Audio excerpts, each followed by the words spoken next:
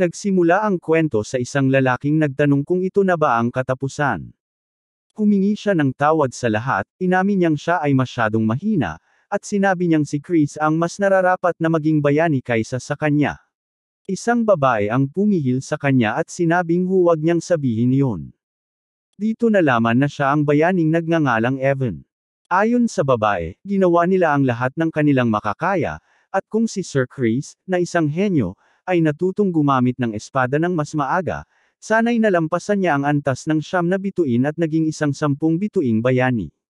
Kung nagkataon, silang dalawa ay maaaring napigilan ang katapusan.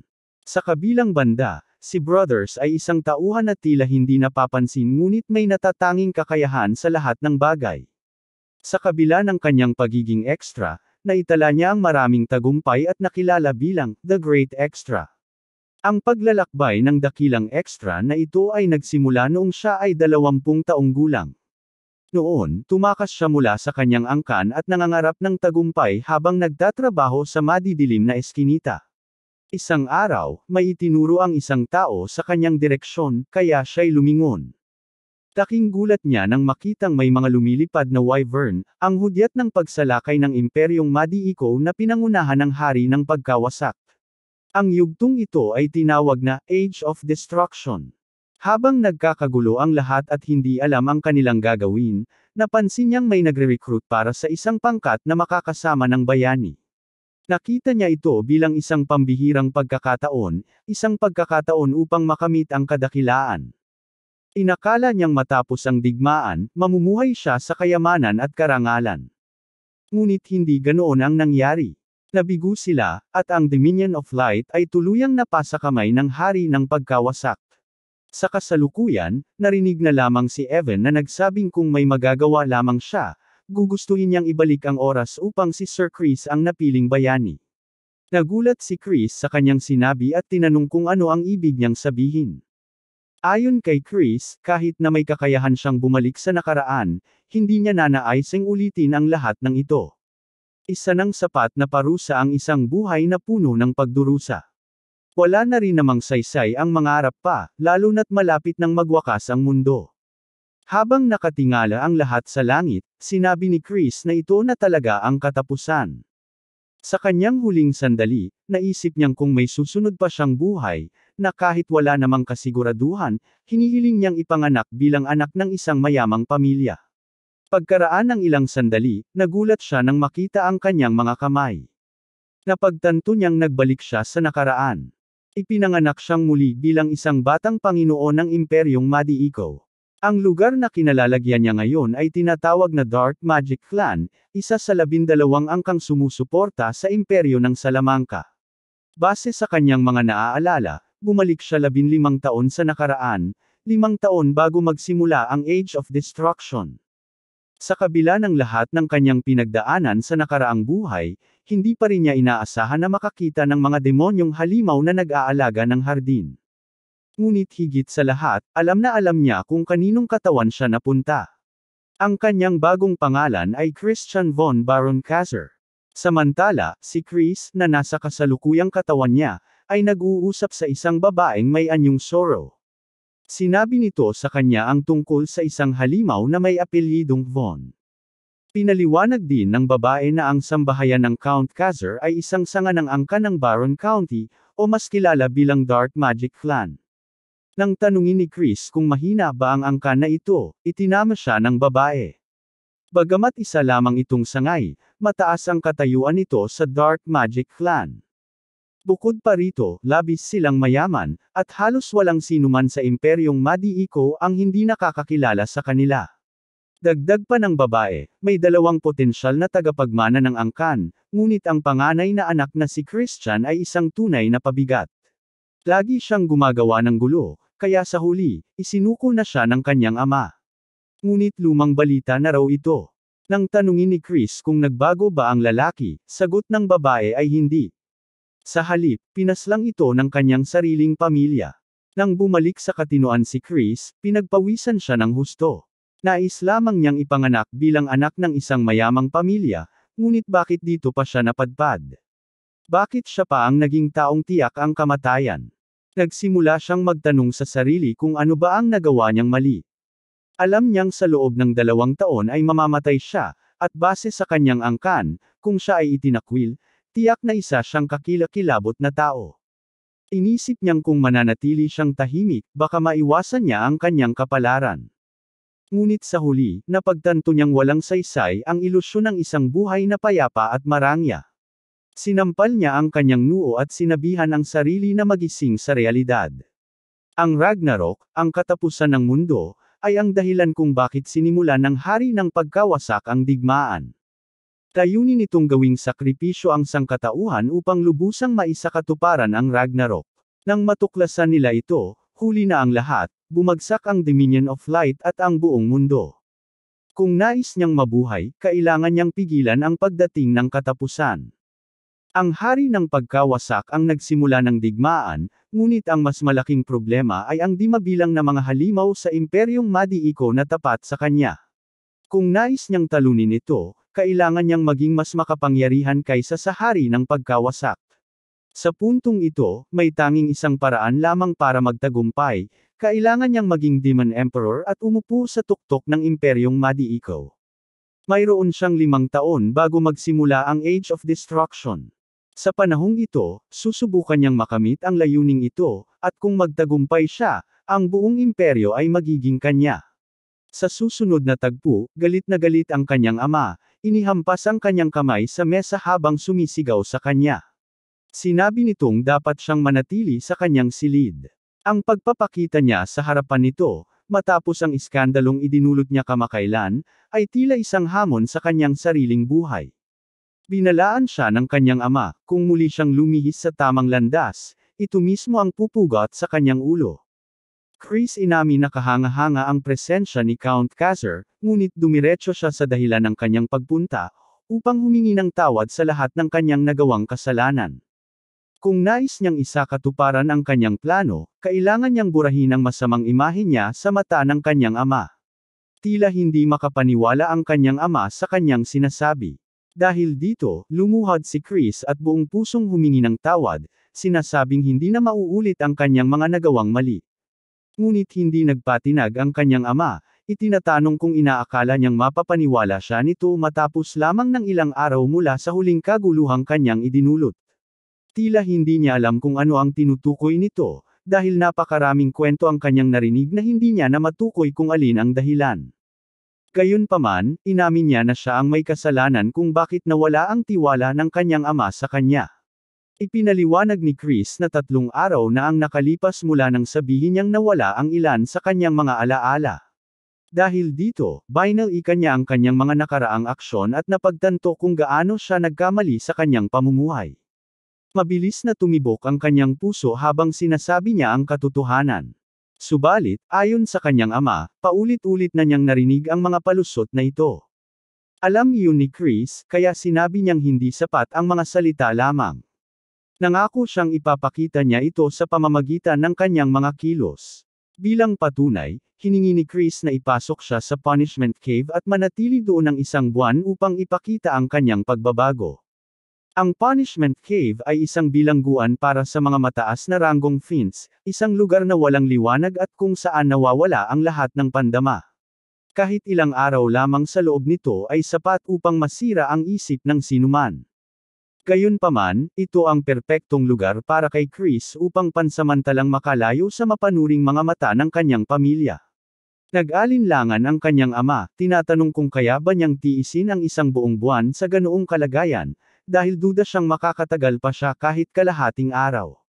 Ngunit alam ni Chris kung gaano kahirap ang lugar na iyon at sinabing iyon lamang ang minimum na kailangang gawin upang makuha muli ang tiwala ng kanyang ama.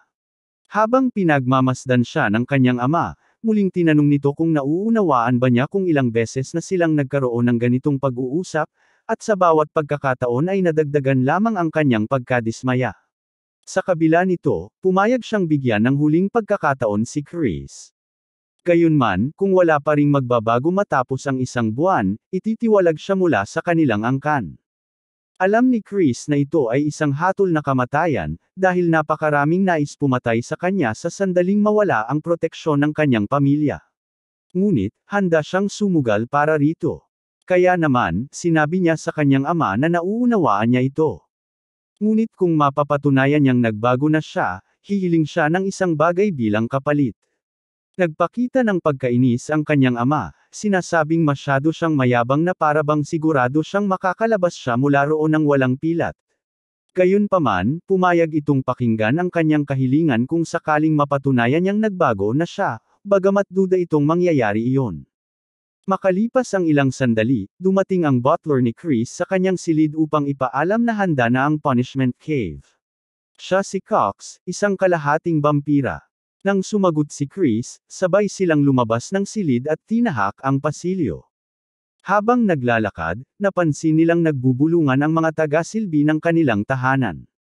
Tila hindi sila makapaniwala na voluntaryong pumasok si Chris sa punishment cave, at iniisip kung anong balak nito ngayon. Isa sa mga lingkod ang nagbanggit ng isang insidente kung saan ininsulto ni Chris ang isang dalaga mula sa Poison Magic Clan, isang pangyayaring nagdulot ng kahihiyan sa kanilang pamilya.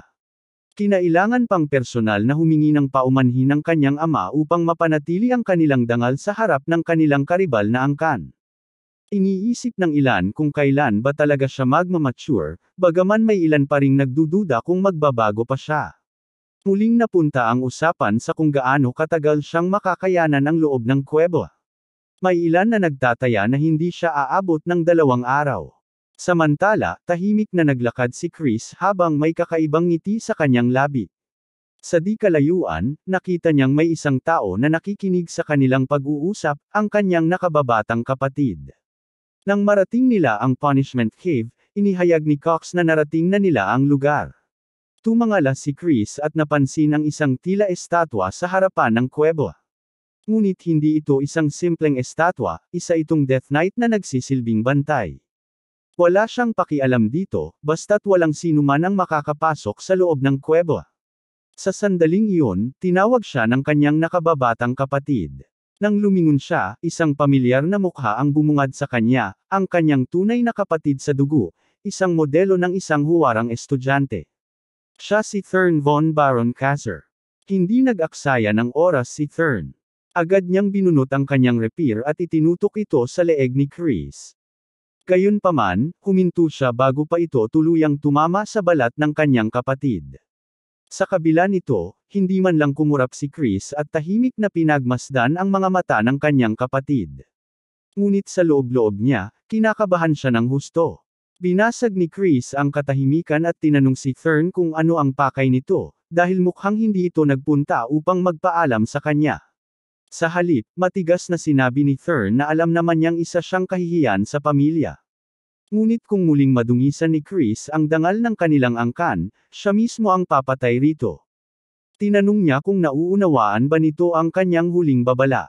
Sa loob-loob ni Chris, naisip niyang malamang si Thurn nga ang pumatay sa kanya sa kanyang nakaraang buhay. Alam niyang nakilala na niya ito noong panahon ng Age of Destruction, isang fiend na bantog sa paggamit ng cursed magic. Tiningnan ni Chris ang kanyang kapatid at inisip kung gaano ito ka-cute noong bata pa. Sa ngayon, malinaw na masipag itong nagsanay. Ngunit para sa isang taong nakaranas ng pinakamalalang bahagi ng Age of Destruction, wala siyang pakialam. Para sa kanya, si Thurn ay isa lamang batang wala pang gaanong karanasan. Kaya naman, kalmado niyang sinabi kay Thurn na ibaba ang kanyang sandata. Nag-alinlangan si Thurn at muling tinanong kung ano ang kanyang sinabi. Ngunit muling iginiit ni Chris na nauunawaan niya ang sinabi nito, kaya maaari na itong umalis. Sa kabila nito, nagbigay ng huling babala si Thurn, seryoso siya sa kanyang sinabi.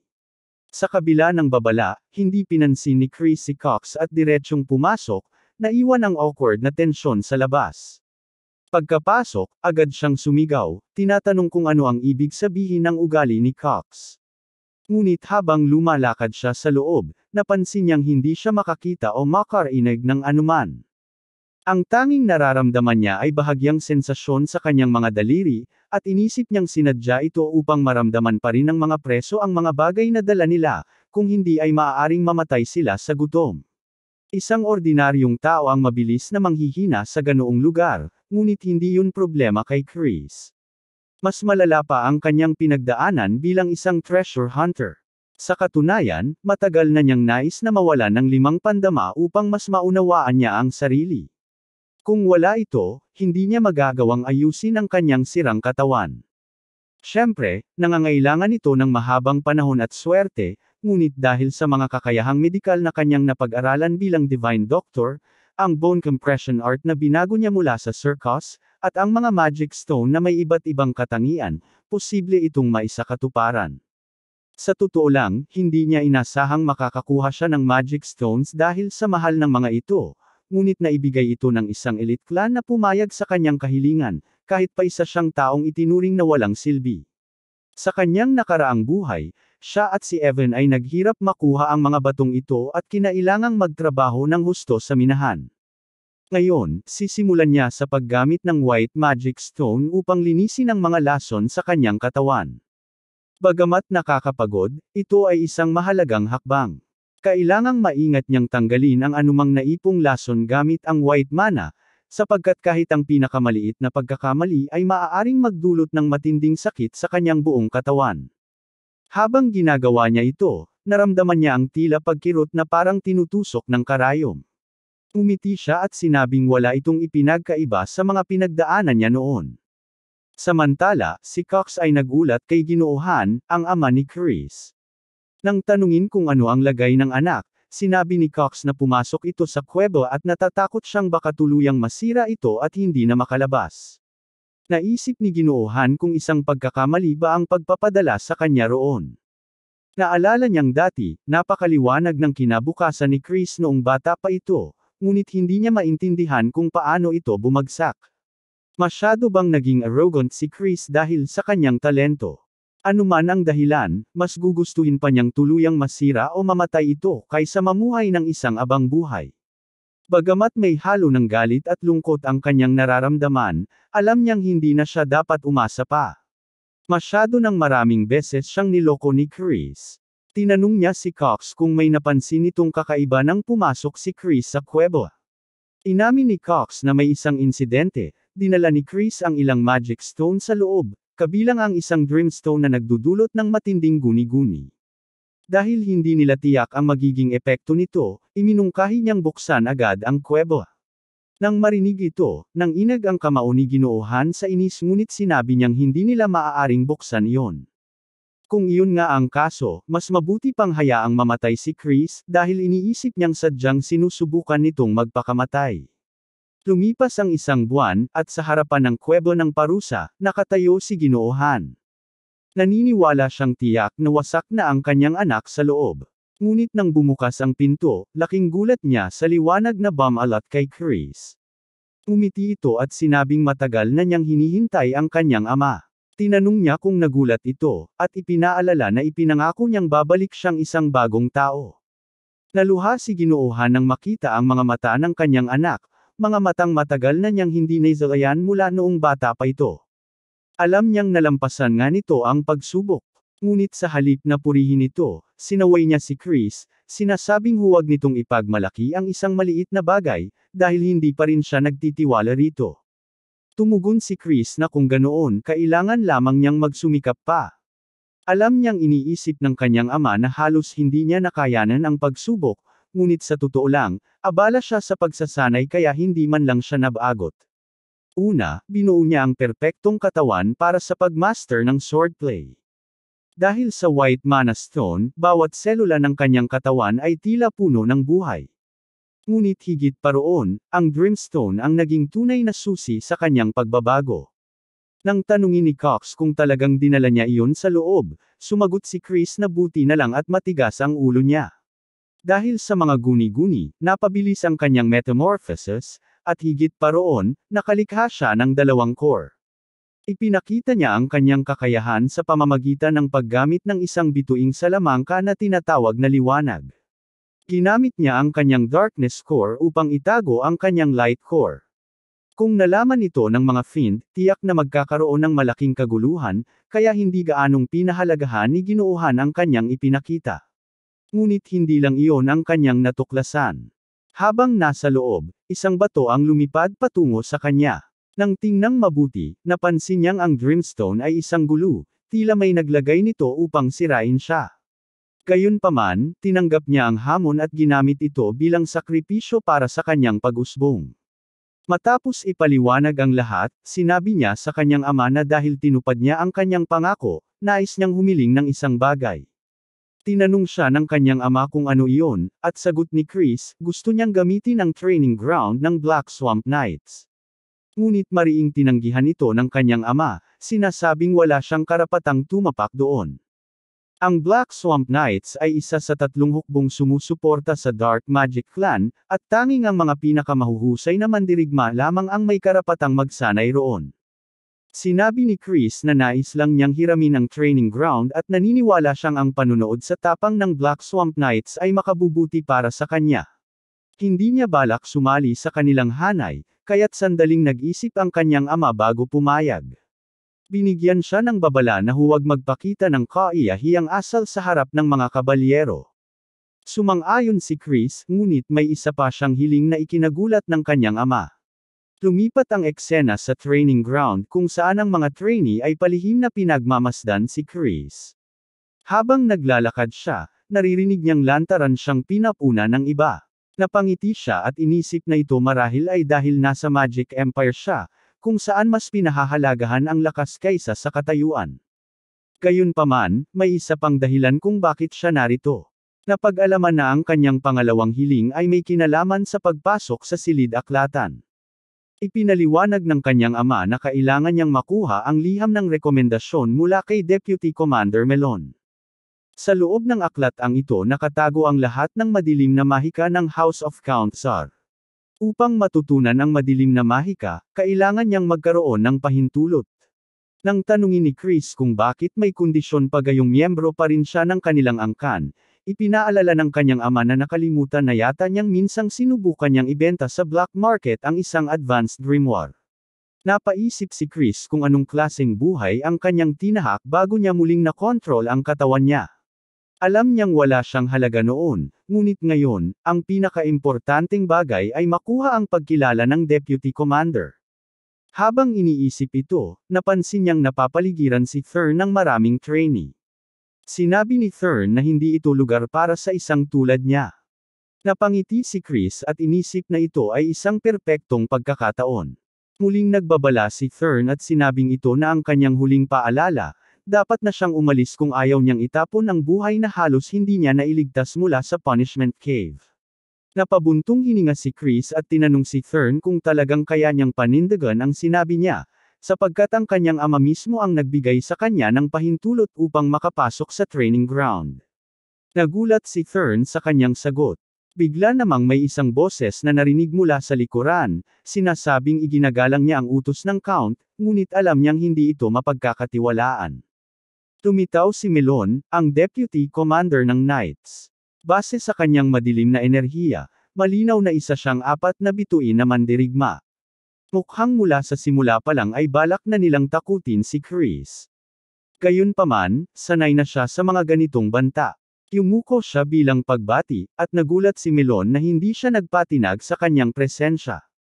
Sinabi niya na dahil si Melon mismo ang nakikialam, wala na siyang magagawa kundi patunayan na may karapatan siyang gamitin ang training ground.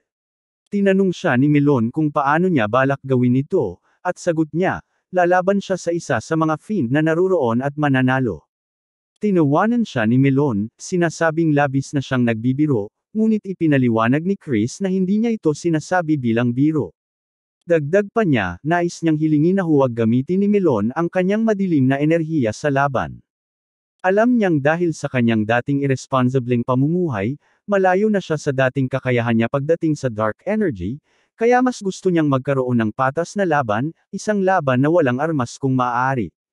Naisip ni Melon na kahit para lamang sa isang duelo, hindi nila maaaring hayaang mapahamak ang tagapagmana. Bagamat abala ito, tinanong niya si Chris kung sa tingin nito ay may laban siya sa isang suntukan. Umiti si Chris at sinabing malalaman na lang nila. Nagsimula siyang maghanap ng makakalaban at napagpasyahang si Thurn na mismo ang harapin niya. Nap-icon si Thurn sa sinabi ni Chris, ngunit bago pa siya makapagsalita, sinabi ni Melon na dapat ay humanap siya ng mas angkop na kalaban, dahil si Thurn ay isang mandirigmang may 2 bituin. Ipinaliwanag ni Chris na ang antas ng dalawang bituin ay hindi basta naaabot ng isang ordinaryong 13 taong gulang. Kung wala kang likas na talento, kahit umabot ka ng 23 taong gulang, hindi mo pa rin maaabot ang ganoong antas ng kapangyarihan. Ngunit syempre, hindi siya isang ordinaryong tao. Kung kailangan niyang patunayan ang kanyang sarili, mas makabubuti ng labanan niya ang isang mas malakas na kalaban. Tinawag niya si Thurn at tinanong kung handa itong lumaban, sabay sabing hindi naman siguro siya natatakot sa kanyang sariling kapatid. Lalong nenos si Thurn at tinanggap ang hamon. Agad namang napalibutan sila ng iba pang trainee na nagsimulang udyukan si Thurn na samantalahin ang pagkakataon upang durugan si Chris. Sinabi pa nilang kung hindi niya ito gagawin ng maayos, magkakaroon sila ng espesyal na pagsasanay mamaya. Tinanong ni Chris si Melon kung paano sila magpapasya ng panalo, kung hanggang sa pagsuko lamang ng kalaban o hanggang sa hindi na ito makalaban. Sagot ni Melon, dapat silang lumaban hanggang ang isa sa kanila ay tuluyang hindi na makagalaw. Sa isip niya, mas mainam na tanggalan na lang si Chris ng isa o dalawang paa upang matapos na ito. Tinanong ni Chris si Thurn kung narinig niya ang mga patakaran at kung ano ang balak niyang gawin. Sinabi niyang dapat itong maghanda sa matinding pagkatalo. Lalong nenos si Thurn at sinabing titiyakin niyang hindi na ito makapagsalita pang muli. Ngunit habang abala ito sa galit, bigla siyang sinampal ni Chris ng napakalakas, dahilan upang mabigla si Thurn. Napangiti si Chris at tinanong kung ano ang problema, sabay sabing nagsimula na ang laban. Napatingin si Thurn sa kanya at galit na sumugod, sabay sigaw na manahimik na ito. Ipinaliwanag ni Chris na halos pandaraya ang nangyayari dahil isa siyang fiend na hindi pa umaabot sa isang bituin. Wala siyang laban sa isang gumagamit ng madilim na enerhiya, ngunit sa isang labanang walang armas, sanay na siyang lumaban sa hindi mabilang na digmaan sa kanyang nakaraang buhay. Kaya naman, hindi ito malaking bagay para sa kanya.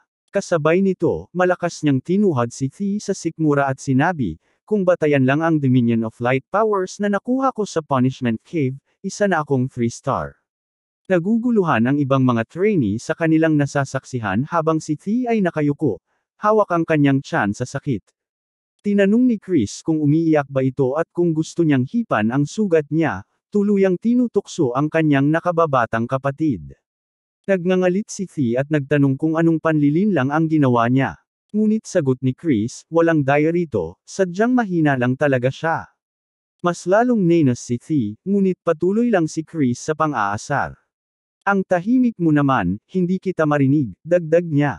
Biglang bumalat ng itim na aura ang kamay ni Thi. Sumugod ito kay Chris at nagbantang papatayin siya.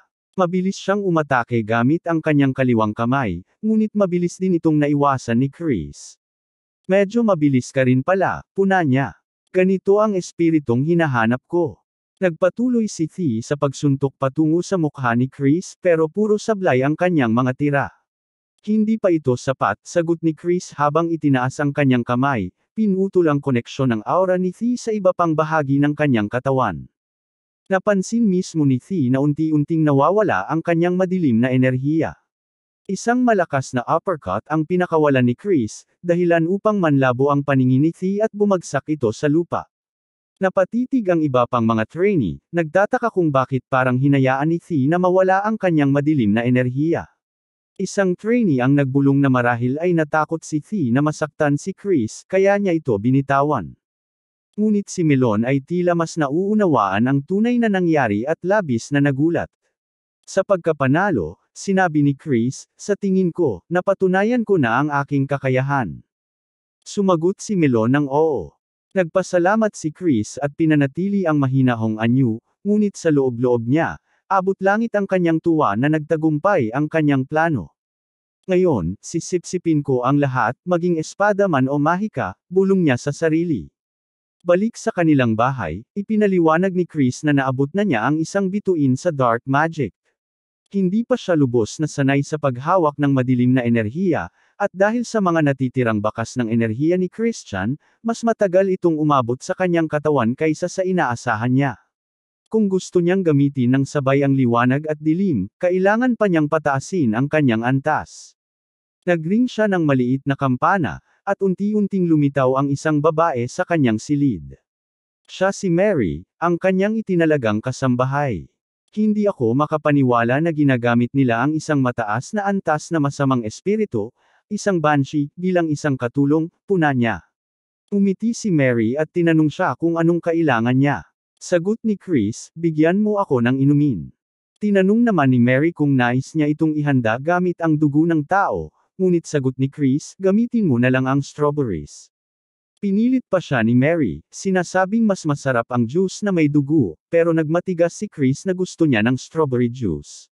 Sa huli, nagkaroon sila ng kaunting palitan ng asaran. Ilang sandali ang lumipas, habang paalis si Chris, sumigaw si Cox, aga-aga pa, mag-e-ensayo ka na. Bahagya itong nag-alala na baka masyado nang pinipilit ni Chris ang sarili. Gayunpaman, ipinagmamalaki niya ang kasipagan nito dahil siya lang ang naniwala kay Chris noong hindi pa siya kinikilala ng iba.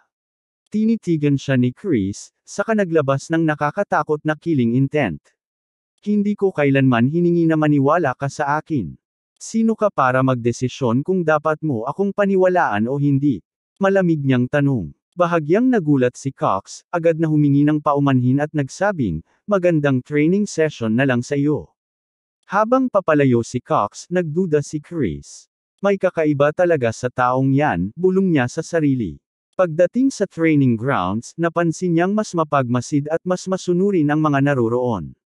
Ngayon na medyo bumaba ang kanilang depensa, subukan ko silang makuha isa-isa, naisip niya. Habang nag-eehersisyo siya gamit ang espada, isang lalaki na may pakpak ang tahimik na nanunood sa kanya. Naglakad ito papunta sa isang tent at iniulat kay Deputy Commander Melon ang presensya ni Chris sa training grounds. Hindi mapakali si Melon at nagtanong, ano bang plano niya? At tungkol sa laban nila noon, alam niyang kahanga-hanga ang kilos ni Thi, pero hindi niya akalaing kayang buwagin ni Chris ang kanyang madilim na enerhiya sa eksaktong sandaling iyon. Posible kayang nakita niya ang daloy ng labanan. Naisip niya. Kung ganoon, baka may talento siyang higaitan pa si Lord Idearon, ang mismong pinuno ng pangunahing pamilya, pero, malabong mangyari iyon. Isa lang siyang walang kwentang anak. Bukod pa rito, nawala na ang kanyang madilim na enerhiya dahil sa kanyang masamang pamumuhay. Imposibleng mapuno niya ang agwat. Naputol ang kanyang pagmumuni-muni nang marinig niya ang ingay sa labas. Lumabas siya at nagtanong kung ano ang nangyayari. Isang lalaki ang sumagot, nagkaroon ng kaunting hindi pagkakaunawaan si Chris at isang squire. Nagbulungan ang ibang trainee. Si Cannon. Isa siyang one-star fiend. Ibig sabihin ba, umabot na rin sa isang bituin si Chris? Nagulat si Melon, ngunit ngumiti si Chris. Gusto ko lang sanang makita ang sinasabing lakas ng Black Swamp Knights. Pero parang hindi naman kayo kasing galing ng sinasabi, hamon niya. Wala na bang iba pang may lakas ng loob na humarap sa akin? O baka naman duwag kayo? Nainas ang ilang lalaki, at isa sa kanila ang lumapit. Ako ang kalaban mo, sabi ni Torren. Umisi si Chris. Sakto, nahulog kayo sa bitag ko, bulong niya sa sarili. Sumugod si Torren, lumundag sa ere, at itinaas ang kanyang espada. Hindi ko inasahang ituturo nila sa akin ang mga lihim na teknik ng mga kabalyero ng kusa, naisip ni Chris. Kung ganoon, wala akong ibang pagpipilian kundi nakawin ito sa ganitong paraan. Habang patuloy ang laban, pinag-aralan ni Chris ang paghawak at hakbang ni Torren. Ito ba ang mod swordsmanship na narinig ko lang sa mga alamat? Tanong niya sa sarili. Sinubukan niyang gayahin ito at biglang sinampal si Torren ng malakas, dahilan upang mabitawan nito ang kanyang espada. Labis itong ikinagulat ni Melon. Chris ay labis na natuwa na nagawa niyang gamitin ang teknikong iyon habang si Torren ay nakadapa. Naupo siya sa ibabaw nito, at ang iba pang mga nakasaksi ay hindi makapaniwala sa kanyang lakas.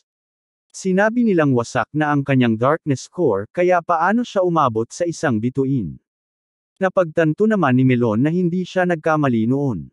Sinabi ni Chris na nakakadismaya ito, masyado siyang nagtiwala sa mga Black Swamp Knights, at kung ganito lang kaina ang kanilang kasanayan, kasalanan iyon ng Deputy Commander.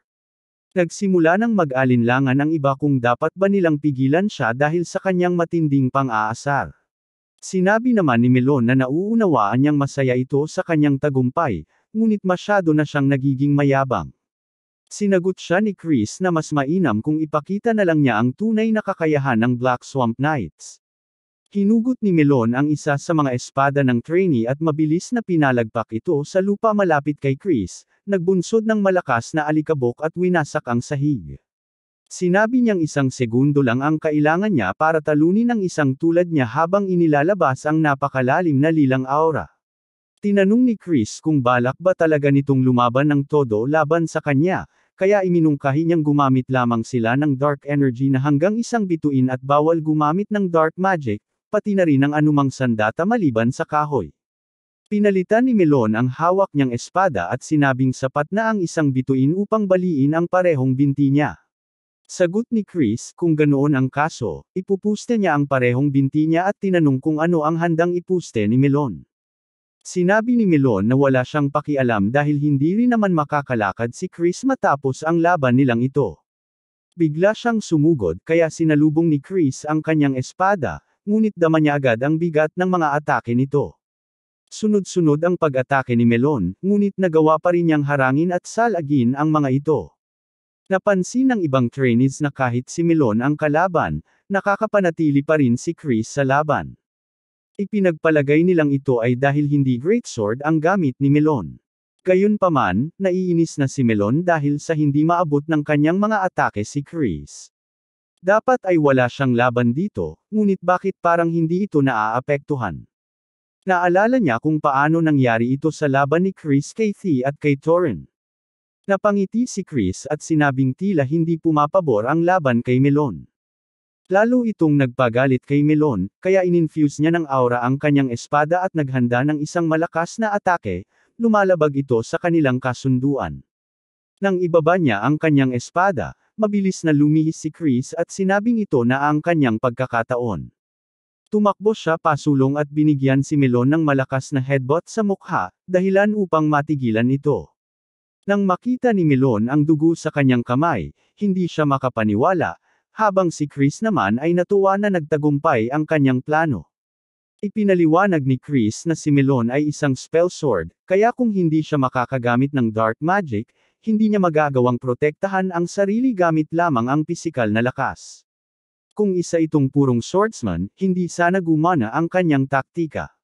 Patuloy pa rin sa pagtitig si Melon sa dugo sa kanyang kamay, ngunit bigla na lang itong tumawa ng malakas. Hindi raw niya kailanman naisip na gagamit si Chris ng headbutt. Aminado siyang minamaliit niya ito at magpapakatutok na siya sa susunod nilang laban. Ngunit itinuro ni Chris ang kanyang leeg at sinabing tapos na ang laban. Gasgas ang kanyang balat, at kung may lason ang kuko niya, tiyak na patay na siya ngayon. Tinanggap ni Melon ang pagkatalo at tinanong kung ano ang gusto ni Chris bilang gantimpala. Ngunit kapalit nito, gusto niyang magkaroon ng isa pang laban sa hinaharap. Pumayag si Chris ngunit may isa pang kondisyon, kung ganoon, kailangan niyang tanggapin ang isa pang hiling niya. Nang lumapit si Chris sa kanya, "Bamulong ito, luluhod ka ba sa harapan ko?" Nagulat si Melon at sinabing imposible iyon dahil ang kanyang katapatan ay nasa pangunahing pamilya ng Dark Magic Clan, ang House Baron. Sumagot si Chris na alam naman niya iyon at na si Melon ay nasa isang expedition lamang. Gayunpaman, maaaring magbago ang lahat kung siya mismo ang magiging batang Panginoon ng angkan. Nagimbal si Melon at sinabing imposible iyon, ang 5 batang Panginoon na kinikilala bilang tagapagmana ay pawang mula sa direktang linya ng pamilya. Sinabi ni Chris na walang patakaran na nagsasabing hindi maaaring maging batang Panginoon ang isang miyembro ng Branch family. Tinanong niya si Melon kung gusto niyang gawin ang laban nila makalipas ang 1 buwan, nang walang anumang limitasyon. Sagot ni Melon, hindi kailanman siya magagapi ni Chris. Tumugon si Chris na walang makapagsasabi niyan, dahil kakaunti lamang ang tunay na imposible sa mundong ito. Naupo lang si Melon habang nakatitig kay Chris, may dugo pa rin sa kanyang mukha. Yumuko si Chris at sinabing magkikita silang muli sa loob ng 1 buwan, at sa araw na iyon, ipapakita niya kung kanino talaga dapat ang kanyang katapatan. Pagkatapos nito, ipinasa ni Chris ang kanyang liham ng rekomendasyon sa kanyang ama, sinasabing kulang ang pundasyon ng mga Fiend at kinakailangang tutukan pa ang kanilang pagsasanay. Sa isang flashback, makikitang nag-uusap sina Melon at ang kanyang ama.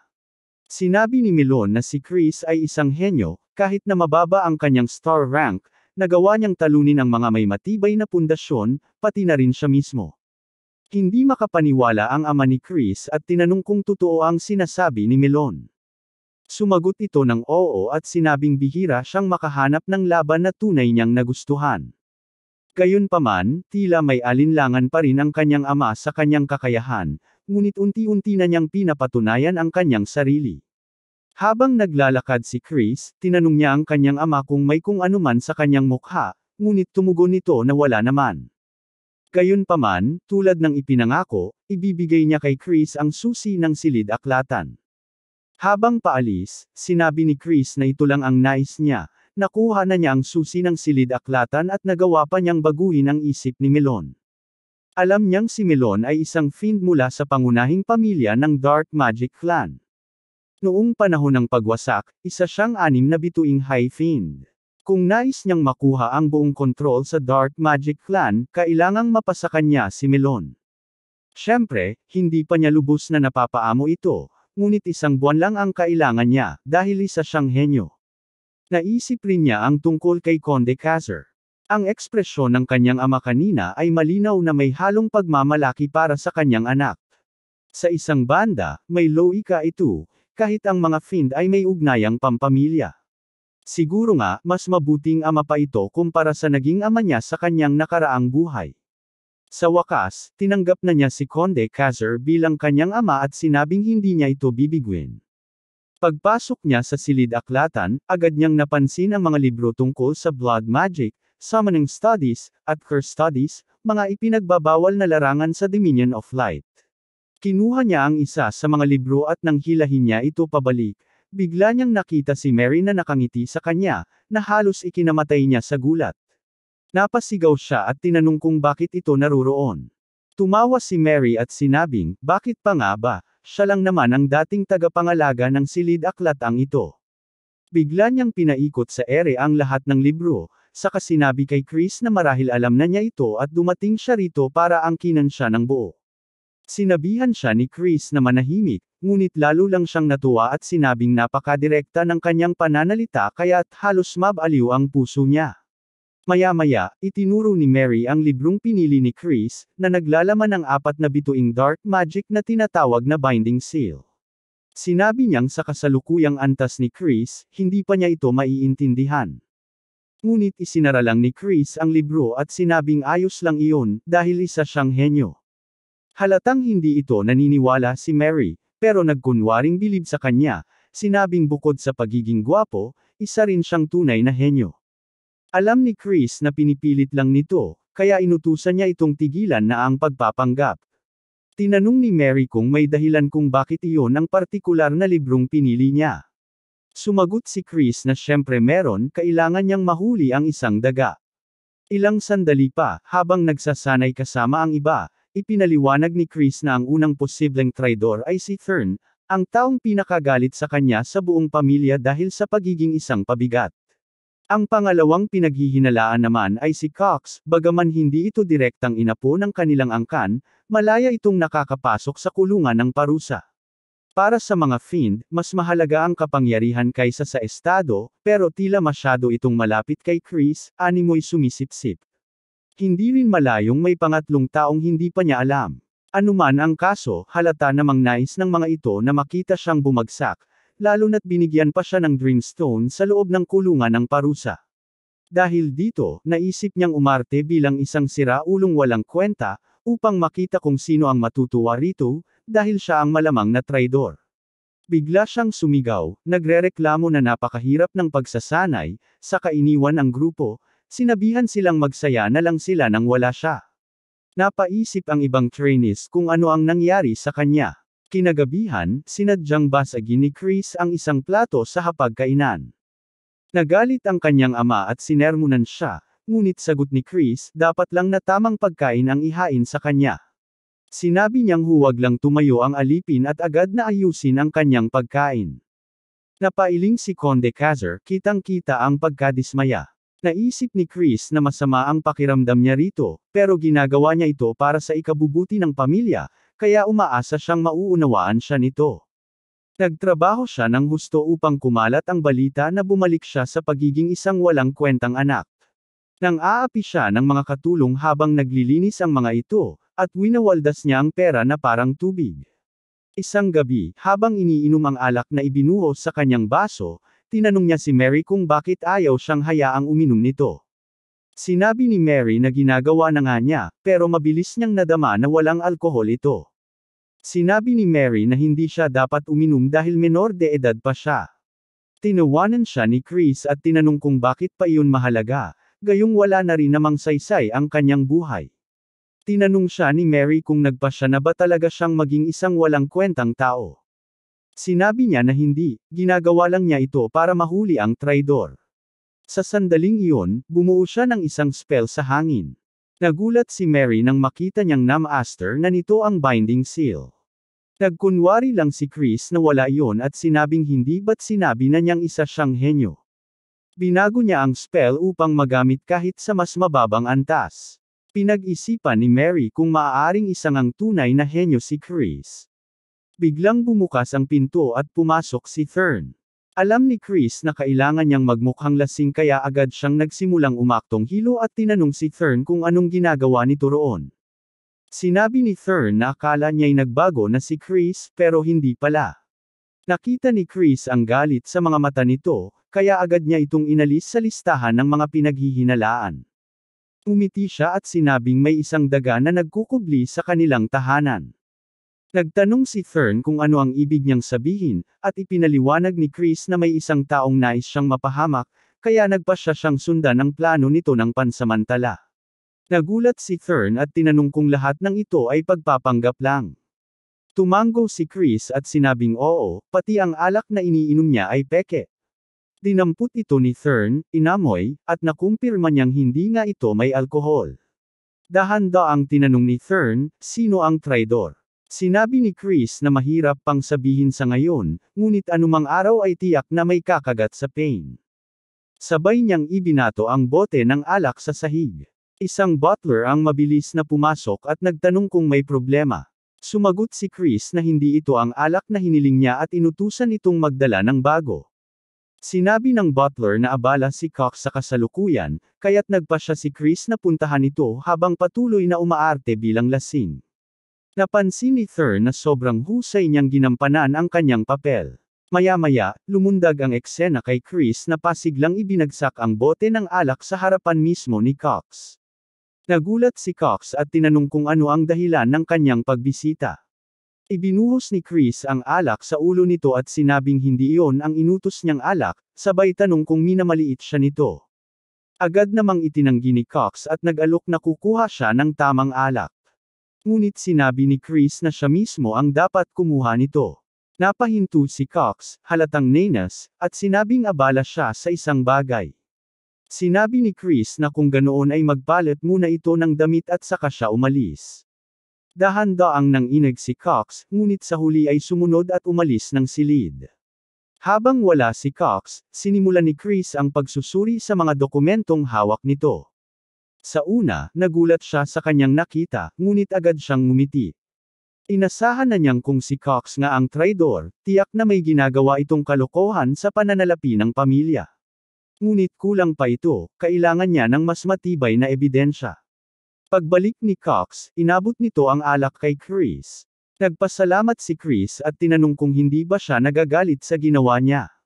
Umiti si Cox at sinabing hindi, kaya natawa si Chris, sabay sabing si Cox ang paborito niya. Nagpasalamat si Cox ngunit may dala siyang mensahe, may mga kaibigan si Chris na nais siyang makatagpo sa dating tagpuan. Nagduda si Chris at tinanong kung ano ang ibig nitong sabihin. Sinabi ni Cox na bagaman hindi niya nais na makisalamuha ito sa kanila, hindi naman siya dapat humusga sa mga kaibigan ni Chris. Sumang-ayon si Chris at sinabing pupunta siya. Habang paalis si Cox, hindi nito mapigil ang ngumiti, lahat ay ayon sa kanyang plano. Paglipat ng eksena, makikita ang hapag na puno ng pagkain. Isang lalaki ang nagsabi kay Chris na narinig nila ang bali-balitang nagbago siya, ngunit hindi pa rin ito sapat upang siya ang maituring na pinakamahusay sa kanila. Habang tumingin si Chris sa gilid, napansin niya ang isang batang babae na nagsasali ng alak sa kanyang baso, isa pang patunay na basura ang mga taong ito. Isang lalaki ang nagpilit na uminom siya, ngunit bago pa nito maabot ang kanyang bibig, biglang naramdaman ni Chris ang kakaiba. Agad niyang ibinato ang baso at tumama ito sa mukha ng lalaki, na agad na napaatras at napaubo. Nataranta ang lalaki at tinanong kung ano ang ginagawa ni Chris. Sinabi ni Chris na alam niyang nilason ang alak, kitang-kita naman sa naging reaksyon nito. Itinaas ni Chris ang kanyang kamay at sinimulang gamitin ang mahika. Itinutok niya ito sa noo ng batang babae, at agad itong nawala ng malay. Nagimbal ang kanyang mga kaibigan, at tinanong kung marunong nga ba siyang gumamit ng dark magic. Sinabi ni Chris na hindi iyon ang dapat nilang ikagulat sa ngayon. Mabilis niyang hinablot ang ulo ng dalawa sa kanila, si Lardas at si Pador, at paulit-ulit na ibinangga sa lamesa. Natarante si Lardas at tinanong kung bakit niya ito ginagawa. Sinabi ni Chris na kung hindi pa rin nila alam ang kanilang kasalanan kahit matapos ang bagbog na ito, maaari na silang mamatay sa mismong lugar na ito. Sabay niyang inilabas ang isang kutsilyo. Ilang sandali pa, makikita silang nakatali, habang si Pador ay literal na nahihi sa takot, nagmamakaawang patawarin siya. Sinabi niyang inutusan lamang silang painumin si Chris ng lason at ipahamak ito matapos nilang patayin ang batang babae. Dagdag ni Lardas, napilitan lamang sila dahil sa pagbabante gamit ang mga ilegal na droga na kanilang binibenta. Tinanong ni Chris kung sino ang nag-utos sa kanila. Nang hindi agad sumagot si Pador, inilapit ni Chris ang kutsilyo sa kanyang maselang bahagi at tinanong kung nais nitong mawala iyon. Agad nilang sinabi na si Cox ang nag-utos sa kanila at handa silang gawin ang lahat upang mailigtas ang kanilang buhay. Tinanong ni Chris kung totoo nga ba ang sinasabi nila. Sabay nilang sinumpaan ito. Sinabi ni Chris na hindi niya sila marinig, kaya't lalo nilang nilakasan ang kanilang pagsigaw. Sinabi ni Chris na tatanggapin niya ang kanilang pangako, saka nagsimula ng panibagong spell. Lumipad ito papunta sa kanilang mga noo at inutusan silang sumunod ng maayos sa kanyang ipag-uutos. Agad silang nawala ng malay, si Pador pa nga ay may bula sa bibig. Maya-maya, nagmamadaling pumasok si Cox sa opisina ng ama ni Chris, dala ang balita na may malaking problema. Tinanong ng kanyang ama kung ano iyon, at sinabi ni Cox na nagkasala ng pagpatay ang batang Panginoon. Ayon sa kanya, nalasing si Chris ng gabing iyon at pinatay ang tagahain ng kanyang inumin, saka itinapon ang bangkay sa ilog. Idinagdag niyang hindi nila maaaring balewalain ang kasong ito. Tinanong niya kung ano ang dapat gawin. Matapos makinig, walang pag-aalinlangan na iniutos ng ama ni Chris na dalhin siya sa Fin Court para sa isang agarang paglilitis. Lihim nang ngumiti si Cox, iniisip na matagumpay na ang kanyang plano. Sa korte, nakatayo si Chris sa harapan ng kanyang ama at iginiit na inosente siya. Tinanong siya ng kanyang ama kung talagang magsisinungaling pa siya gayong may mga saksi. Sinabi ni Chris na paano ito mangyayari kung hindi naman talaga ito nangyari. Idinagdag niyang mukhang may malalim na hindi pagkakaintindihan dito. Biglang pumasok sa silid ang babaeng sinasabing namatay na. Tinanong ni Chris ang lahat kung ito ba ang patay na tagapaglingkod. Napanganga sina Lardas at Pador sa gulat. Sinabi ng babae na matapos siyang mawala ng malay, dinala siya ni Chris pauwi at binigyan pa ng pera upang mabayaran ang renta niya. Ibinunyag niyang sina Lardas at Pador ang tunay na masasama at sila ang naglagay ng droga sa inumin ni Chris. Nagtanong ang kanyang ama kung ano talaga ang nangyayari. Napangiti si Chris, alam niyang panahon na upang simulan ang palabas. Biglang napasigaw si Lardas at inamin nilang nagsinungaling sila sa kanilang testimonya. Sinabi ni Pador na napilitan lamang sila dahil sa utos ni Butler Cox na ipahamak ang batang Panginoon. Nagsimula ng matarante si Cox at mariing itinanggi ang mga akusasyon. Aniya, paninirang puri lang ito at isang kasinungalingan na ginagawa ni Chris at ng kanyang mga kasama upang ipahamak siya. Pilit niyang pinagtibay na isang biro lamang ang lahat ng ito. Ngunit sagad na raw sa linya si Chris. Gayunman, inaasahan na ni Chris ang ganitong reaksyon mula sa kanya. Kaya naman, bilang biktima ng insidenteng ito, hiniling ni Chris ang isang bagay. Nagtanong ang kanyang ama kung ano iyon, at sinabi niyang nais niyang gamitin ang awtoridad ng kanyang ama bilang kinatawan upang direktang tanungin si Cox. Bagamat bahagyang naguluhan ang kanyang ama, sumang-ayon ito sa kahilingan ng anak. Inihabilin niya kay Chris ang pangunguna sa paglilitis, ngunit nagbabala siya na agad nitong babawiin ang awtoridad kung hindi ito gagamitin ng wasto. Tiniyak ni Chris na matatapos niya ito agad. Sa ngalan ng dakilang pinuno ng imperyo ng Salamanca, ng emperador ng demonyo, at bilang miyembro ng angkan ng maitim na Salamanca na namamahala sa silangang bahagi ng kaharian ng Mahika sa Timog, pati na rin bilang kinatawan ni Conde Cazer, sinimulan niya ang pagtatanong sa akusado. Diretsahang tinanong ni Chris si Cox kung nangangako ba itong sasagot lamang ng katotohanan. Sumagot si Cox ng oo, at muli siyang tinanong ni Chris, sa ngalan ng emperador ng demonyo, kung mangangako ba itong sasagot ng tapat. Muling tumugon si Cox ng oo, ngunit bigla siyang napasigaw sa sakit nang may lumitaw na mahiwagang sinag sa kanyang noo. Taking gulat ng mga naroroon nang mapagtanto nilang ito ang selyo ng katotohanan. Nagtaka sila kung paano nagawa ni Chris na gumamit ng salamangkang pang-apat na antas. Ipinaliwanag naman ni Chris na binago niya ito upang magamit sa mas mababang antas, ngunit may karagdagang kondisyon, ang target ay kailangang mangako ng 2 beses, kaya't ngayon ay tuluyan ng nahulog si Cox sa kanyang patibong. Nagtanong si Cox kung ano ang ginawa ni Chris sa kanya, ngunit mariin siyang sinagot nito. Pinanindigan ni Chris na sinumpaan na ni Cox na sasagot lamang siya ng katotohanan. Kaya naman, tinanong niya ito kung ano ang dahilan ng kanyang pag-upo sa kanyang mga kasamahan upang sirain ang kanyang pangalan. Napaigik sa sakit si Cox at, sa gitna ng kanyang paghiyaw, inamin niyang may isang lalaking nakaalam ng kanyang katiwalian at tinakot siya. Inutusan siyang wasakin ang reputasyon ni Chris, kaya simula pagkabata pa lamang nito ay sinabotahe na niya ito. Muling nagsalita si Chris at sinabing ang katiwaliang tinutukoy ni Cox ay ang matagal na nitong pangungulimbat ng pondo, isang bagay na matagal na niyang natunugan. Tumalon si Chris mula sa kanyang kinatatayuan at muling tinanong si Cox kung sino ang nag-utos sa kanya. Nag-aalangan si Cox at sinabing mapapahamak siya kung sasabihin niya ito, ngunit agad namang ginamit ni Chris ang selyo ng katotohanan upang pilitin siyang magsalita. Sa matinding takot at sakit, napilitang ibunyag ni Cox ang pangalan, si Sir Ed, ang pangalawang anak ng angkan ng maitim na Salamanca, si Cid de Baron. Napuno ng matinding takot si Cox at sinabing kailangan na niyang tumakas bago siya patayin ni Ed. Subalit, mabilis na kumilos si Chris. Hinugot niya ang espada mula sa isang bantay sa tabi at walang pag-aalinlangang pinutol ang ulo ni Cox. Napatingin sa kanya nang may gulat ang kanyang ama. Sa harap ng bangkay ni Cox, sinabi ni Chris na, gamit ang ipinahiram na awtoridad mula sa konde, pinarusahan niya ang isang makasalanan.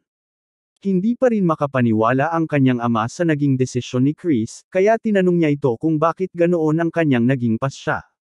Paliwanag ni Chris, kung pinabayaan nilang mabuhay si Cox, siguradong gagawa ng paraan ang pangunahing pamilya upang pekain ang ebidensya at pagtakpan ang kanyang kasalanan. Hindi sila maaaring maging maluwag sa kanya. Dagdag pa ni Chris, nais niyang tiyakin na mananatili sa isip ng lahat ang katotohanan, na sinubukan siyang suruan ni Ed. Sa kabila ng katiyakang ipinakita ni Chris, tila bahagyang nag-alala ang kanyang ama. Napabuntong hininga ito, sa kanya pinakilos ang kanyang daliri at nagbukas ng isang mahiwagang lagusan sa harapan nila. Sinabihan niya si Chris na sumunod sa kanya. Habang papasok sa lagusan, nagtanong si Chris kung saan sila patungo. Ipinaliwanag ng kanyang ama na ito ay isang lihim na lugar ng pagsasanay, malayo sa mga matang maaaring magmasid sa kanila. Habang naroon, muli siyang tinanong ng kanyang ama tungkol sa kanyang sinabi kanina, tungkol sa posibilidad na magdulot pa ng mas maraming gulo si Ed dahil sa labanan para sa paghalili. Ipinaliwanag ng kanyang ama na ang kapangyarihan at awtoridad ng isang pamilya ay direktang konektado sa tagapagmana na kanilang sinusuportahan. Sinabi rin niya kay Chris na tama ang kanyang naging desisyon, ngunit marahil ay masyado siyang nagmadali. Gayunman, dahil sa kasalukuyang sitwasyon, kinakailangan nilang suportahan ang panganay na dalaga dahil hindi maaaring piliin ang panganay na anak na lalaki, isang uhaw sa dugo at walang habas na mamamatay tao. Ngunit may ibang mungkahi si Chris, na siya mismo ang maging tagapagmana. Agad itong tinanggihan ng kanyang ama, na nagsabing walang saysay ang ideya niya. Ipinaliwanag naman ni Chris na ang isang miyembro ng sanganang pamilya ay maaaring kilalanin bilang tagapagmana kung siya ay may sapat na kakayahan.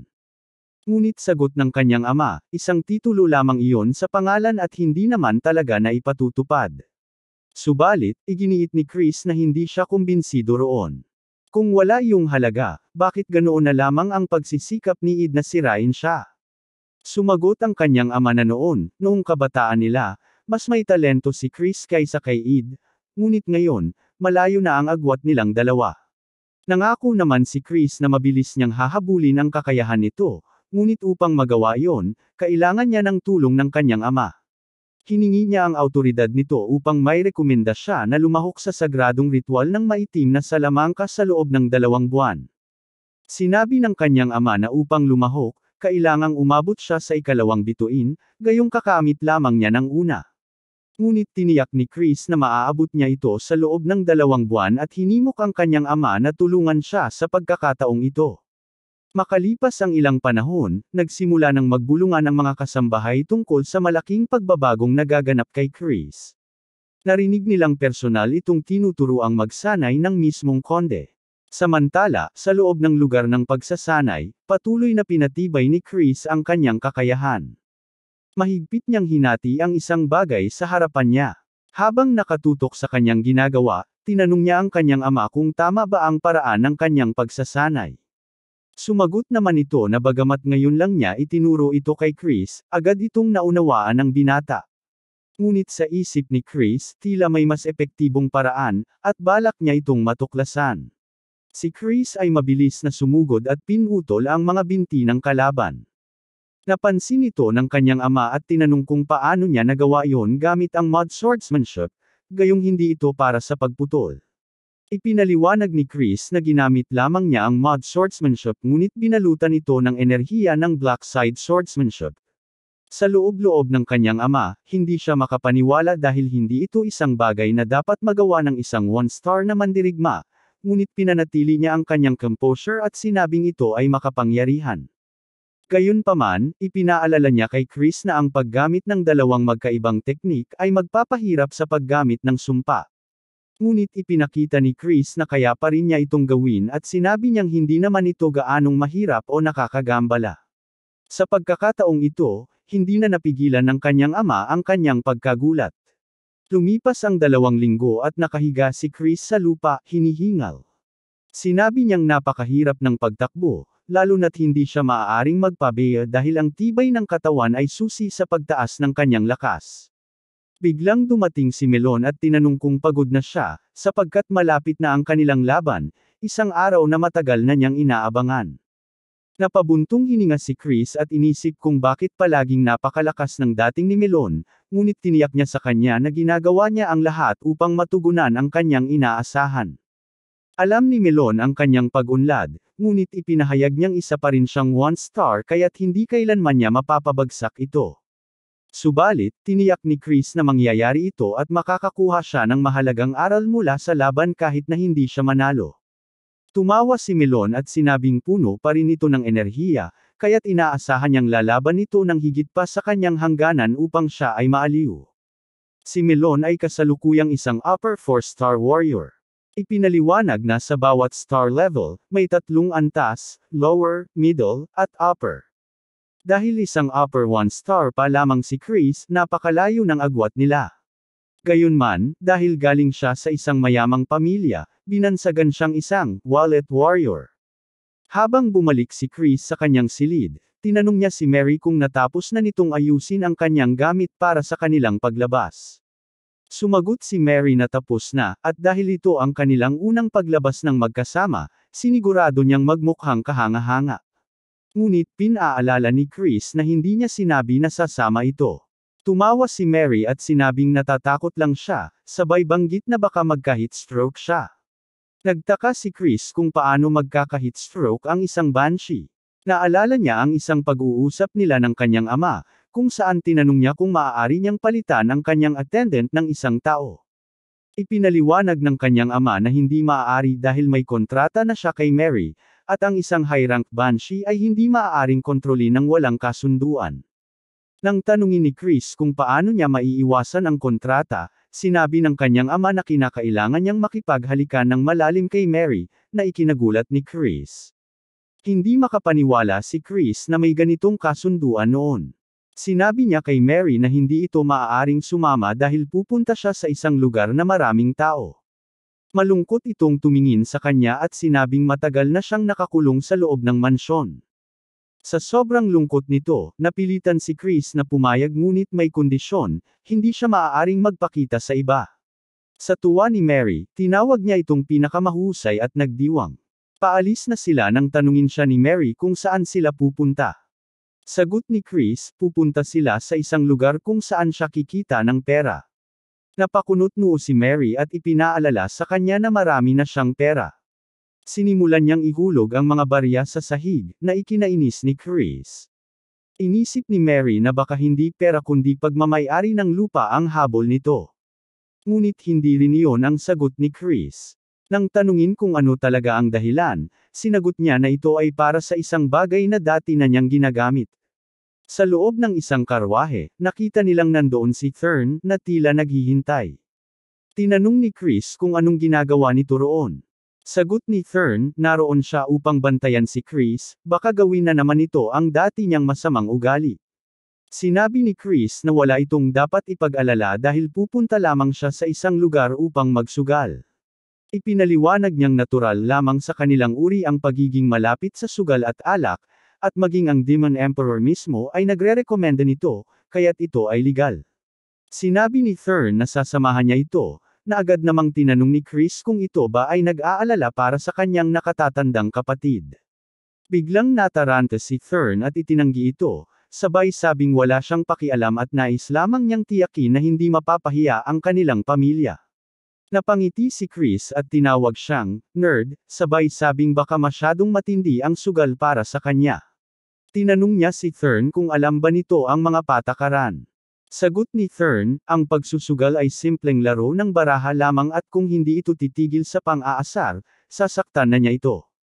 Napatawa si Chris at sinabing nakakatakot iyon, sabay bigkas ng isang sikat na linya mula sa Yu-Gi-Oh! Sinasabing ipapakita niya kay Thurn kung sino talaga ang pushover, sa araw na iyon.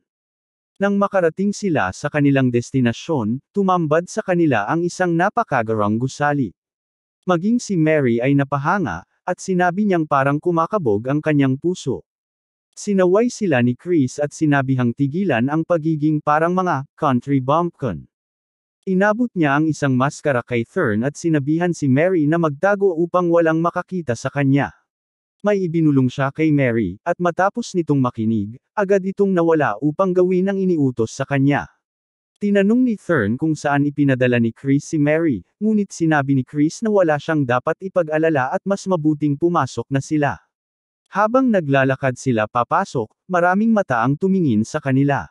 Narinig nilang may mga sugarol na nagsabing hindi sila makapaniwala na may mga kabataang naglakas loob na pumasok sa Lion's Den. Sinabi ni Chris na nais niyang magpusta kay Thurn kung sino ang makakakita ng mas malaking kita sa loob ng isang oras. Kung manalo siya, tatawagan siya ni Thurn na, "Kuya," sa loob ng isang buwan. Tinanong ni Thurn kung seryoso ba siya, at sumagot si Chris ng oo, pero kung matalo siya, kailangan niyang tawaging, ang kagalang-galang na Hari Emperador Mash Estadong kapatid. Hindi makapaniwala si Thurn at sinabi na hindi niya kayang sabihin ganoon ng walang pagpapanggap. Sinabi ni Chris na wala namang kailangan gawin kung matatakot siya at inalok pa siya ng pera. Agad namang kinuha ni Thurn ang pera, sabay sabing wala siyang takot at siya na ang mauunang magpusta upang ipakita kay Chris kung gaano kadali ito. Maya-maya, sa isang mesa, sinabi ng isang lalaki na si Chris ang nanalo at para sa isang batang tulad niya, magaling siyang maglaro. Sigurado siyang kikita siya ng malaki. Sinabi ni Chris na kapag nagsisimula ka pa lang, pinapayagan kang manalo ng konti upang lokohin ang mga overconfident na manlalaro. Aabangan nila ang sandali na tataas ang pusta ng kanilang biktima. Alam ni Chris kung paano gumagana ang mga ganitong laro, at dahil hindi pamilyar si Thurn, nalamangan siya. Sinabi ni Chris na nahulog na si Thurn sa kanilang bitag at pinayuhan siyang mag-uwi na at magpahinga. Tumugon si Thurn na siya rin ay natatalo at ang pagkawala niya ay umaabot sa 1,000 rupees. Nagkatawanan ang lahat at natawa si Chris sa kabiguan ni Thurn, at sinabi niyang mukhang ang lahat sa mesa ay itinuturing na siyang talunan. Huwag mag-alala, malamang ay maloko siya ulit ng mga conman. Nang tanungin siya ni Chris kung magpapatuloy pa siya, sumagot si Thurn ng oo at inagaw ang pera mula sa kamay ni Chris. Sinabi ni Chris na siya na ang nagbigay ng pagkakataon kay Thurn, pero nais niyang matalo ito ng husto at maging perpektong pain para sa susunod nilang plano. Pagkatapos ng ilang oras, nakaupo si Thurn sa mesa, nagmamasid sa kanyang mga baraha, habang ang iba ay nambabali ng mga patakaran at binabasa ang laman ng kanyang kamay.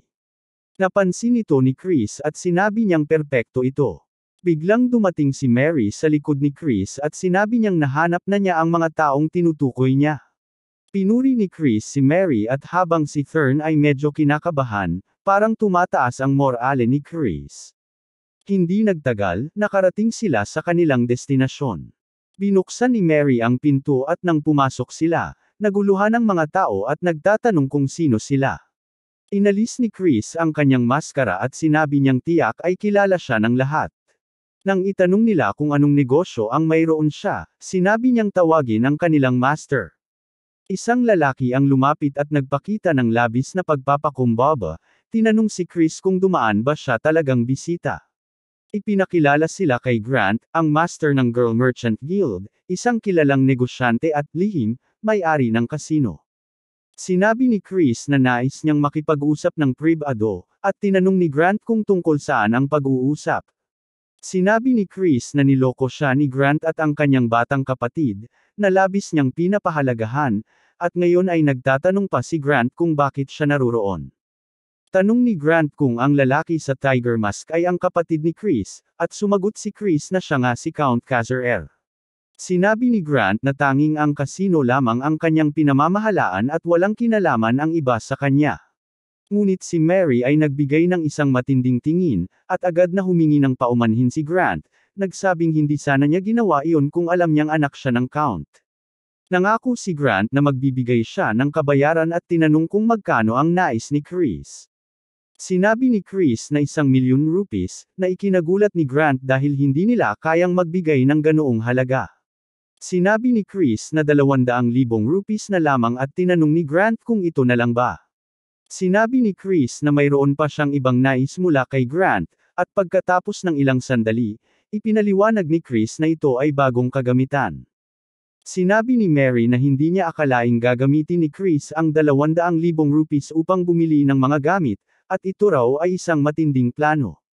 Pansin ni Chris ang saya ni Mary sa bawat salitang, super, at siya naman ay natuwa sa papuri. Inamin ni Mary na ang espada na binili ni Chris ay kakaiba. Tinawag ito ni Mary na grade, isang banal na espada na nakuha ng isang dating bayani sa pamamagitan ng kanyang kaluluwa, at ngayon ay kalaw-angin na. Sinabi ni Chris na okay lang ito at bahagi ng plano, at binigyan niya si Mary ng isang kwintas na nakita niyang tinititigan nito kanina. Inalok ito ni Chris bilang regalo upang matulungan siyang magpatuloy at maghanap ng kapayapaan.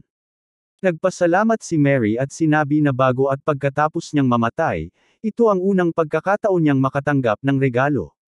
Nagpasalamat siya kay Chris at ipinangako niyang gagawin ang lahat ng makakaya bilang pasasalamat, at sa hinaharap, gagawin niyang mas masarap ang kanyang blood juice. Habang sila ay pauwi, sinabi ni Chris na hindi siya interesado sa inuming iyon, at nagtawanan sila habang nagbabanta si Mary na ang strawberry juice na tinikman niya noon ay blood juice din pala. Sinabi ni Chris na maghintay muna dahil parang may nakalimutan siya. Siyempre, tinutukoy niya si Thurn na iniwan niya sa kasino. Lumipat ang eksena sa susunod na araw, at narinig nila si Thurn na sumisigaw kay Chris. Nagising si Chris at nagtataka kung anong nangyayari, habang tinanong ni Thurn kung bakit siya iniwan. Inisip ni Chris na may nakalimutan siya noong nakaraan, ngunit sinabi ni Thurn na muntik na siyang ibenta bilang alipin ng utang dahil sa kanya, at nagkataon na may nakakilala sa kanya. Nagsorry si Chris, ngunit sinabi niyang malamang si Grant ang tumulong kay Thurn, kahit na may maling tawag siya. Dahil natalo siya sa postahan, kailangan niyang tuparin ang kanyang pangako at ipalabas ang mga salitang iyon. Tinitigan ni Thurn si Chris na parang mortified at pinisil ang una ng todo, ngunit dahan-dahan niyang sinimulang sabihin ang salitang, esteemed, paulit-ulit. Sinabi ni Chris na hindi niya alam kung anong ibig niyang iparating, hanggang sa sumigaw si Thurn ang kagalang-galang na Hari Emperador Mush Estadong kapatid. At binuksan ang unan. Sinabi ni Chris na ayos lang iyon at dapat respetuhin siya ni Thurn at magsikap na magtagumpay din sa buhay. Tumugon si Thurn na magkakaroon siya ng paghihiganti balang araw at dapat maghanda si Chris. Sinabi ni Chris na hindi siya makapaniwala na ang isang kaakit-akit na bata ay lalaki at papatay sa kanyang nakatatandang kapatid, at marahil ay dahil sa kanya. Pinag-uusapan ni Chris si Isid, ang anak ni Langum, ang kasalukuyang clan head ng Dark Magic Clan at ang rank isang Young Lord. Hindi siya gaanong apektado kay Isid dahil hindi siya ang tunay na Chris, pero kung nais niyang maging Young Lord, hindi niya maiiwasan ang isang pag-encounter kay Isid. Ipinangako ni Chris na babayaran niya ang pagkakautang na iyon ng personal, ngunit upang magawa iyon, kailangan niyang makuha si Melon sa kanyang panig. Binaba ni Chris ang Holy Sword na hawak niya, nakaluhod na may espada sa sahig. Ipinaliwanag ni Chris na si Grenade ay isang Holy Sword na maraming fiends ang nagtangkang gumamit, ngunit tinrato na lang ito bilang antique dahil walang nakakagamit nito. Tiniyak ni Chris na maaaring mag-react ito ng iba sa kanya. Nang hawakan niya ang mga chain ng espada, nagsimulang maglabas ito ng banal na enerhiya na nagpasabog sa kanyang kamay. Tumingin si Chris sa kanyang kamay at sinabi na inaasahan na niya yun dahil isang artifact ang espada na ginagamit ang holy power ng liwanag, ngunit sa huli, isa pa ring sandata ito. Magagamit din niya ito kung mauunawaan niya ang mekanismo na nagpapalayo sa dark energy. Sinimulan niyang paluhon ito gamit ang martilyo, at bawat hampas ay nagdudulot ng kuryente at dahan-daang binabasag ang martilyo. Matapos ang ilang sandali, tinanong ni Chris si Grenade kung masakit, sabay hagis ng martilyo isa-isa at inutusan itong magpasakop, sabay sabing maghapon niyang papaluan ito.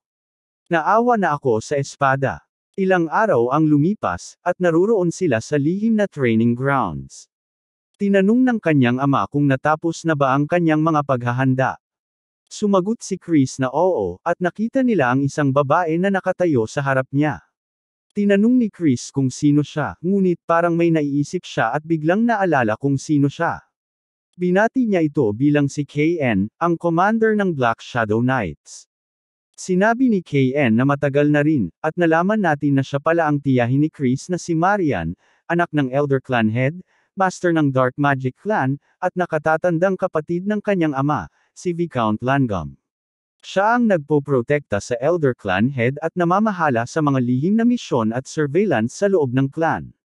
Isang elite sa mga elite, kaya't nagtataka si Chris kung bakit siya narito. Sinabi ng kanyang ama na dumating ang kanyang kapatid upang mag-ayos ng mga bagay na may kinalaman kay Cox, at natawa si Marian, sabay sabing gumawa nga ng matinding gawain si Cox. Sinabi ni Chris na marahil ang Elder Clan Head ay nagpaplano na protektahan si Id, at mukhang magiging problema ito. Sinabi ni Marian na mukhang may maraming oras ang Elder Clan Head upang asikasuhin ang mga ganitong bagay, pero iginiit niya na hindi siya interesado sa mga alitan ng mga bata. Bagkus, mukhang interesado siya kay Chris. Nagtaka si Chris at sinabi niyang baka pagkakataon na ito upang mapasikat siya sa Elder Clan Head. Sumagot si Marian na hindi niya alam kung tapang o kabobohan ang tawag dito, dahil hindi pa naman siya umaabot sa 2 bituin at sinusuong na niya ang laban kay Melon. Sinabi ni Chris na may sarili siyang plano at nagsimulang ipakita ang espada. Nakita ni Marian ang espada at tinanong kung ito ba ay si Grade, sabay sabing tiyak na nagkulang siya sa katinoan. Alam niya na troublemaker siya, pero hindi niya inisip na aabot ito sa ganitong kalubhaan. Nalaman natin na ang pangalan ng ama ni Chris ay si Raiden, at sinabi ni Maria na palaging ipinasikat ng kanyang kapatid na si Raiden na nagbago na si Chris para sa mas mabuti. Sumagot si Raiden na totoo iyon, at tinanong ni Marian kung hindi ba siya nakakaintindi na ginagamit ni Chris ang isang holy sword sa isang duel. Sumagot si Chris na wala namang problema at kailangan niyang manalo, anuman ang paraan o trick na gamitin. Pinaalalahanan siya ni Marian na kahit ang Elder Clan Head ay hindi nakagawa ng paraan upang tamuhin ang grenade, kaya't ang kapangyarihan ng Holy Sword na ito ay magpapasunog sa kanya hanggang sa maging abo. Tinanong ni Chris kung totoo nga ang sinasabi habang hinihubad ang kaluban ng espada. Nagbabala ang babae na mapanganib ang ginagawa nito, lalo na't may bahid ng gintong liwanag ang sandata. Subalit walang nangyaring di pangkaraniwan, at nanatili lamang siyang nakatitig ng may pagtataka. Itinanong ng babae kung replika lamang ang hawak na espada. Ibinato ni Chris ang sandata para suriin ito, ngunit nang mahawakan ay biglang lumikha ng matinding kuryente sa kamay nito. Pagkahagis ng espada, nagtaka ang babae kung paano nagawa ni Chris ang kababalaghan. Sinagot nito na isa iyong lihim na teknik, at tanging isang henyo lamang gaya niya ang makakagamit ng espadang hindi man lang nagawang sakupin ng pinuno ng Elder Clan. Napailing na lamang ang ama nito sa labis na pagmamalaki. Biglang lumabas si Melon na may halakhak, sinasambit na kawili-wili si Chris at kahanga-hanga ang pagtamo nito ng banal na espada. Gayunman, iginiit nitong magwawakas ang lahat sa araw na iyon. Sumugod si Melon ng may mabangis na atake, subalit matagumpay na naiblock ni Chris. Napuna nitong lubhang nakakabilib ang walang pagurang lakas at bilis ng kalaban, ngunit may lihim siyang plano. Habang nagtatalaban ang kanilang mga espada, napansin ng mga saksi ang unti-unting paghina ng madilim na enerhiya sa sandata ni Melon. Ipinagdiinan ni Raiden na lumampas na sa kakayahan ng kalaban ang kanyang anak, samantalang ipinakita ni Maran ang pagtanggap ng banal na espada sa dilim na enerhiya ni Chris. Sa isang mabilisang counterattack, napuwersa si Melon na umatras. Ipinagmalaki ni Chris ang kanyang obserbasyon sa mga teknik ng kalaban ang paggalaw ng balikat at bisig bago sumabog ang atake. Nagpakawala si Melon ng lihim na engkanto, ngunit agad itong nabanatan ni Chris gamit ang isang artipakto mula sa kanyang bulsa. Sa sunod-sunod na pagsabog, napilitang magtago ang kalaban. Nang muling sumugod si Melon, ginamit ni Chris ang Korosayon na marmol para pahinain ang espada nito. Sa huling pagtatangka, idinirekta ni Chris ang dulo ng kanyang sandata sa leeg ng kalaban.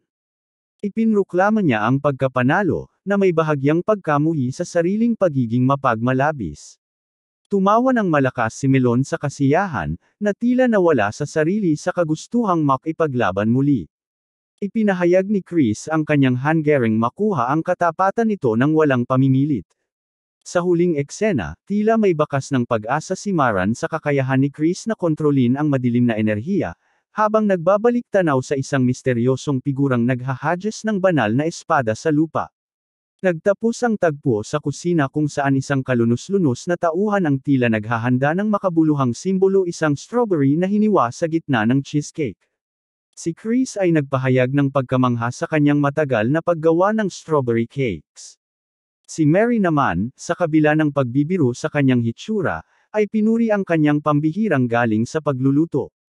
Tinanong ni York kung ano ang dahilan ng pagpunta ni Chris sa kusina, at ipinagtapat nito na nais niyang gumawa ng cookies. Nang usisi ni Mary kung para sa babae ito bukod sa kanya, tumanggi si Chris ngunit kinilalang, technically, ay para nga sa isang babae.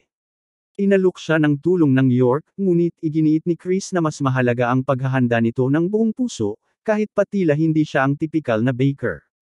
Biglang natigil ang usapan ng hampasin ng pulang sangkap ang pisngi ni Chris habang nagwawala ang mga orc sa pagmamasa ng strawberry jam. Nagbiro si Chris kung may hinalo bang dugo sa katas, at natawa lamang si Mary. Kinagabihan, hinabol ni Chris si Maran na malapit nang sumakay sa kabayo. Ipinabatid niyang alam niya ang pag-alis nito at nais lamang magpaalam. Nagpasalamat si Maran at nag-alala sa kalagayan niya matapos ang nakaraang laban. Ibinigay ni Chris ang kanyang inihandang cookies, na ikinatuwa at ikinamula ni Maran. Naalala niya ang pagtatanong ni Chris sa kanya tungkol sa paborito niyang pagkain, isang patunay, ayon sa kanya, ng hindi marunong manligaw, na paraan. Nang tikman ni Maran ang cookies, nagulat siya sa sarap ng lutong ito. Nagpasalamat siya at nag-alok ng kapalit na pabor. Hiniling ni Chris na maging tunay na tiyahin ito sa kanya.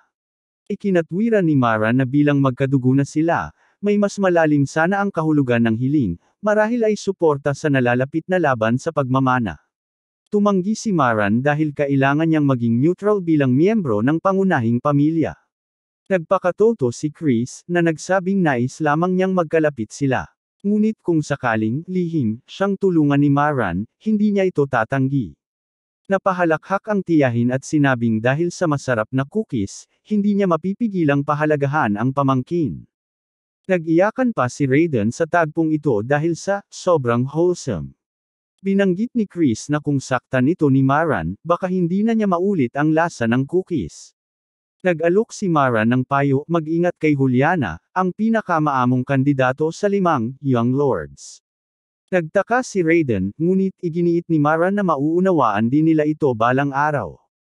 Pagka-uwi, iniisip ni Chris ang lakas ng kanyang ama at tiyahin, parehong nasa 6 na star level, at ang hiwaga ng Magic Empire na kayang talunin ang Dominion of Light. Nagpasya siyang dapat siyang lumakas ng mas mabilis upang hindi maulit ang nakaraan. Makalipas ang 1 buwan, nagulat ang kanyang ama nang malaman na umabot na si Chris sa 2 star level sa loob lamang ng 1 buwan, isang crazy na pag-unlad na nagpahanga sa lahat.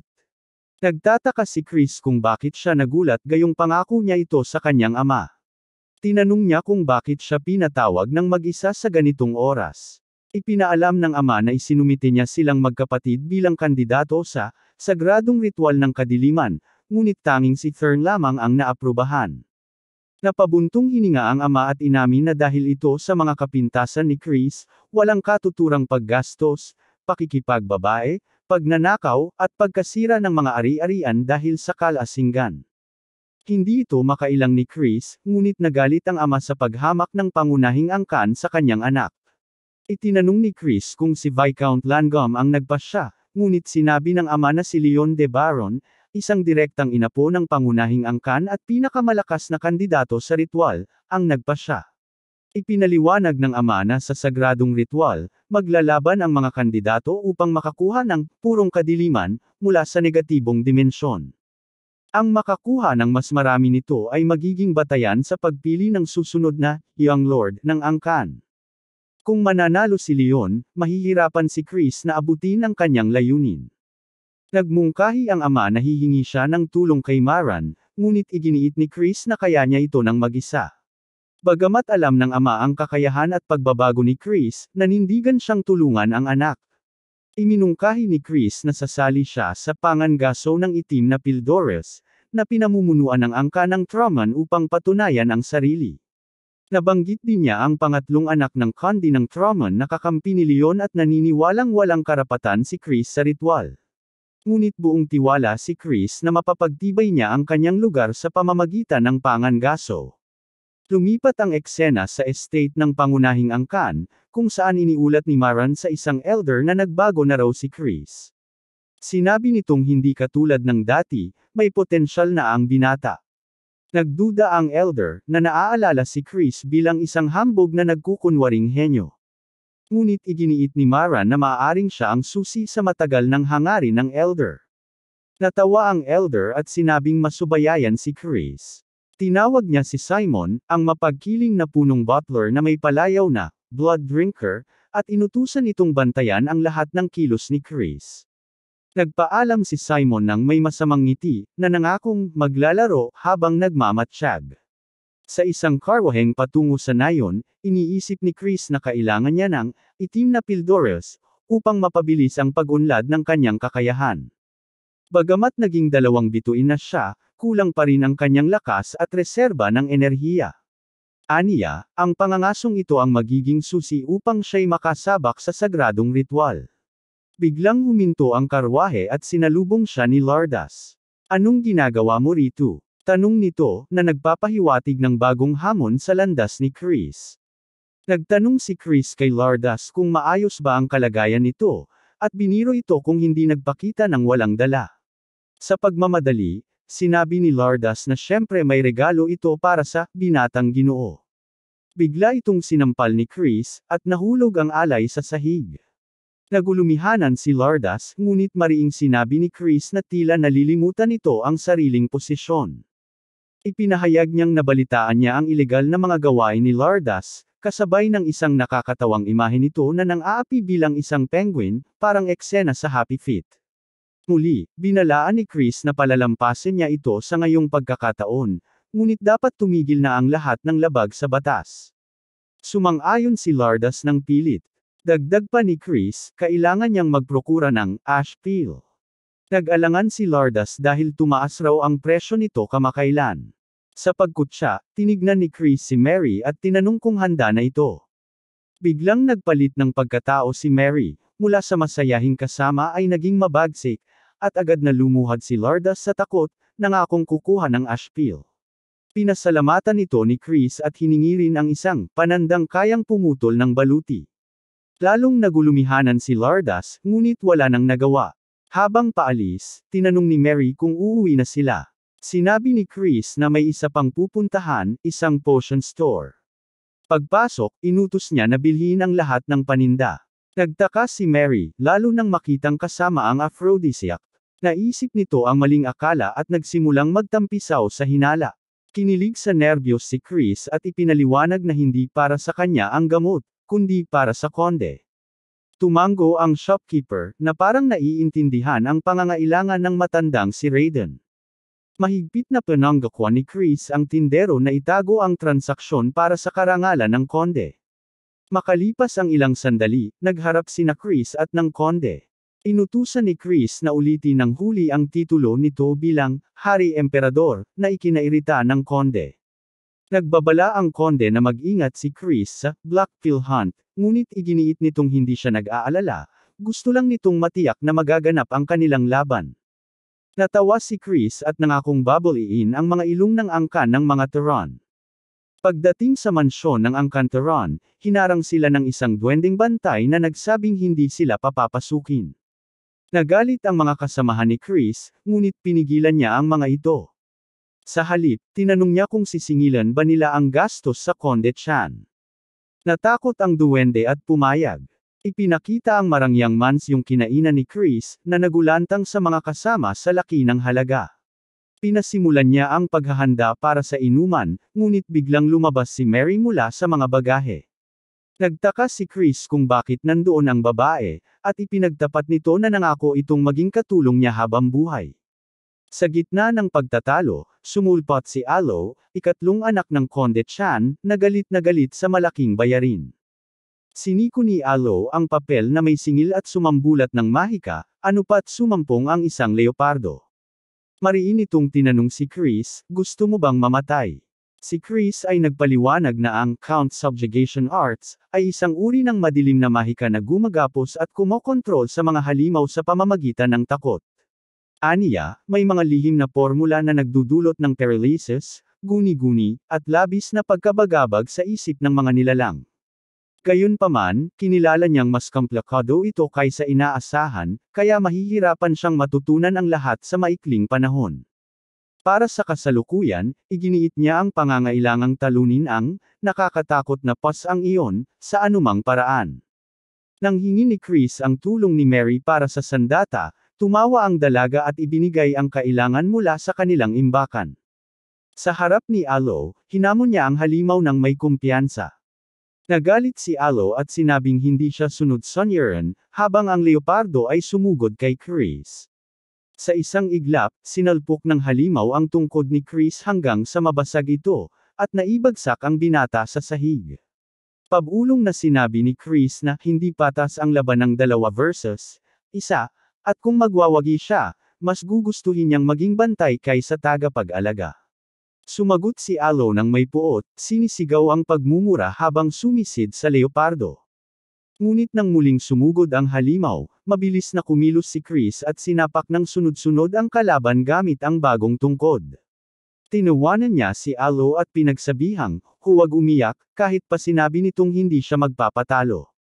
Sa galit, nagpakawala si Chris ng nakamamatay na killing intent, na nagdulot ng matinding takot sa leopardo hanggang sa ito'y tumakas. Nagulat si Alo at inakusahan si Chris ng panloloko, ngunit ipinagtapat ng binata na isang simpleng 2-star illusion spell lamang ang ginamit niya. Nang subukang gumanti ni Alo sa pamamagitan ng pag-summon ng isang malaking kabayo mula sa lupa, mabilis na sinugod siya ni Chris at pinatumba sa isang hampas sa noo. Paliwanag ni Chris na hindi niya hinahayaang makumplito ang anumang mahika ang kalaban.